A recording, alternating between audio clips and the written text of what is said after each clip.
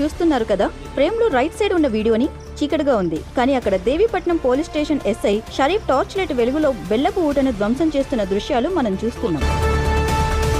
ఇంతకీ ఏం జరిగిందంటే, పోలవరం జిల్లా రంపచోడవరం నియోజకవర్గం దేవీపట్నం మండలం నాగులపల్లి, పోచమగండి, గొందూరు సరిహద్దు అటవీ ప్రాంతాలు నాటుసారా తయారీకి కేంద్రాలుగా మారుతున్న ఆరోపణలు స్థానికంగా తీవ్ర చర్చనీయాంశంగా మారాయి. నాగులపల్లి గ్రామ పాఠశాల భవనం వెనుక భాగంలోని అటవీ ప్రాంతంలో 6 డ్రమ్ముల పులిసిన బెల్లపు ఊటతో నాటుసారా తయారీ జరుగుతోందని గ్రామస్తులు ఆరోపిస్తున్న నేపథ్యాన్ని శక్తి న్యూస్ ఛానల్ ప్రత్యేక కథనాన్ని శుక్రవారం మధ్యాహ్నం ప్రచారం చేసింది. దీనిపై దేవీపట్నం ఎస్ఐ ఎస్కే షరీఫ్ స్పందించారు. శక్తి న్యూస్ ప్రసారం చేసిన వివరాలను ఆధారంగా చేసుకుని బెల్లపు ఊట నిల్వలు ఉన్న ప్రాంతాన్ని కేవలం 6 గంటల సమయంలోనే చేరుకున్నారు. బెల్లపు ఊటను ధ్వంసం చేశారు. తయారు చేసింది ఎవరు అనే విషయంపై దర్యాప్తు చేస్తున్నారు.